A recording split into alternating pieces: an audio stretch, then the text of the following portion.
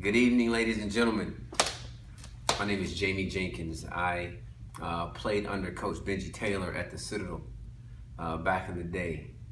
Coach Taylor, it is an honor and a privilege for me to be able to give some remarks on this very special occasion of yours, with you being inducted into the Hall of Fame. I met Coach Taylor as an 18-year-old, and I remember very vividly him coming to sit on my couch for my official visit and selling me and my family, my parents, on the concept and the idea of me going to attend the Citadel for the next 4 years to play basketball. And I think I'm probably understating it a little bit to say that my parents weren't the most trusting parents when it came to their baby boy and where I would spend the next 4 years of my life. But Benjy Taylor won them over. He truly won them over. I remember my mom saying that wherever you go, I want a staff that's going to be compassionate. I want a staff that's going to be able to mold my young man and take him from what we've imparted in you as one from 0 to 18 years old, and be able to carry that forward throughout college. And I don't think she quite trusted everybody on that staff, but she truly trusted Benjy Taylor. And I think it was unspoken at the time, but as as kind of college went on and we were able to look back on those moments, both of my parents truly appreciated the fact that I was going to get mentored and tutored by an upstanding African American coach that they really truly felt had my best interests at heart. And it truly played out over my time with Coach Taylor. So I think about myself now as an adult and as a father, as a husband, and I think about some of the successes that I've had in life in general, in business, and all of that is tied back to that day that you sat on my couch and convinced me and my family that the Citadel was going to be the best place for me. The education I received at the Citadel was second to none. The life lessons that I received at the Citadel, I carry forward with me on a daily basis.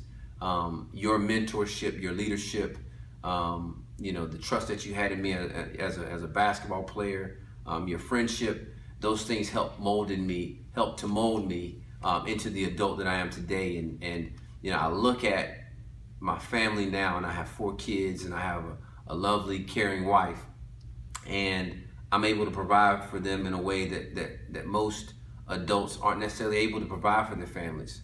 And I tie, again, all of that back to the opportunity at the Citadel that you helped open up to me. I think a lot of people hold on to different adages and cliches throughout life. And that one that I hear all the time is, if I've done anything to impact one person or one student or one child, then what I've done is worth it. And I am confirmation that what you have done as a coach, as a friend, as a mentor, has been extremely impactful, because you've impacted not only my life, but my wife's life, my kids' lives. These are 4 kids that you've never met, but because of what you did that day and sitting on my couch and convincing me that this place is going to be great for me, you have truly impacted their lives as well. So for that, I'm extremely honored. I'm extremely grateful, and I want to say thank you. I think about you as a basketball coach, and how would I describe that? I think I'd have to say that you were truly a player's coach, a basketball player's coach, and you basketball players out in the audience, you know what that means. You coached us like you would have wanted to be coached. The courage that you gave us, if I missed that last shot, you gave me the courage to take that next shot. And for that, I'll always forever be grateful. I had a great career at the Citadel, and even though we weren't together long because you moved on, what we established that my freshman year, and the confidence that I gained through having you there and having my back that freshman year, carried me up throughout the rest of my career there. And so for that, I'm very thankful. You also gave me the nickname of Herky Jerk, because that's kind of how I played the game, and the movements in which I would break down defenders and things of that nature. And it's funny when I think about it. I kind of define my game by those words and by that tag that you gave me of herky jerk, and you know, I think that carried me, that boded well for me also, not only in college but when I played in the professional ranks as well. So your impact on my life, your impact on my basketball career has been limitless, and I truly appreciate that. You know, I also think back to, you know, people, you know, funny stories and things like that kind of help define or show the type of coach that you were, for not only myself but my teammates. Now, I will never forget. I will never ever forget. As a freshman, and you probably remember this well. Myself and Moncrief Michaels and James Stokes and Julian London and Jackie Cunningham decided that we wanted to go to Savannah and get some tattoos. At this point, it was a tattoo craze. Everybody wanted some ink. So we decided we were going to get our ink. And this is, you got to think about it, this is the time before Allen Iverson had the whole full body tattoo. He only had a couple here and there. And we wanted to be cool and get our ink as well.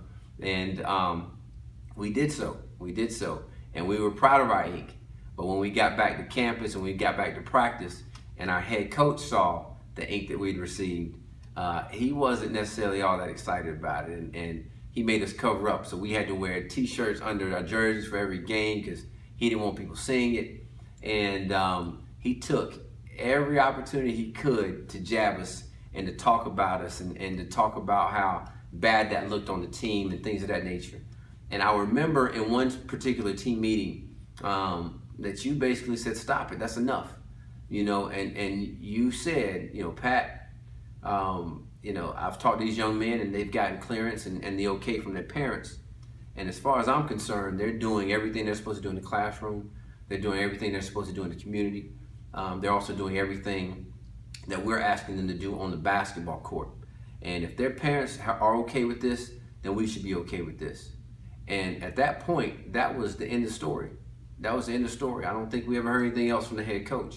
And I remember in that moment, thinking back to when you sat on my couch and when you promised my parents that you would treat me like your own, that, you know, again, you would protect me, and you would help me navigate life and college. And, you know, that was a prime example of the fact that you didn't lie to them, you know. And I remember thinking in that moment, this guy is a stand-up guy, and his word is his bond, and he stands by it. And I will always be grateful for that, because while I've had, you know, my father's incredible, my grandparents, my grandfathers have been incredible in you know, in teaching me life lessons and, you know, being an example that I can draw from and learn from.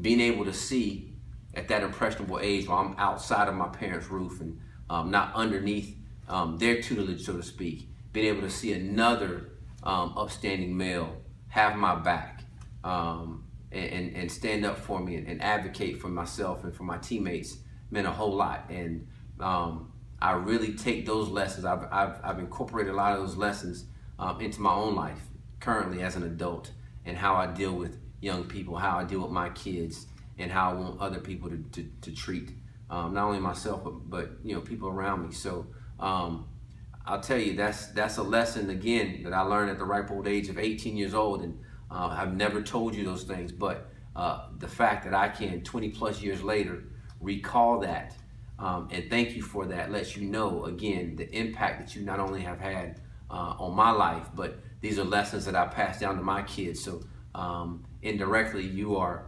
impacting my kids as well. So you know, Coach Taylor, listen, I'm extremely proud of you. I'm excited that the city of Jacksonville is honoring one of their great athletes and putting you into the Hall of Fame. I wish I could be there with you tonight, but I'm certainly there in spirit. And again, I just want to thank you for everything that you've meant to me, not only you know, my basketball career, but all the lessons that I got from you, again, in such a small amount of time that have impacted my life. I can only imagine the impact that you've had on all the athletes that you've been able to coach for 4 years. But thank you so much. Let's make sure we talk here soon. All right. Love you. Take care. Enjoy the evening.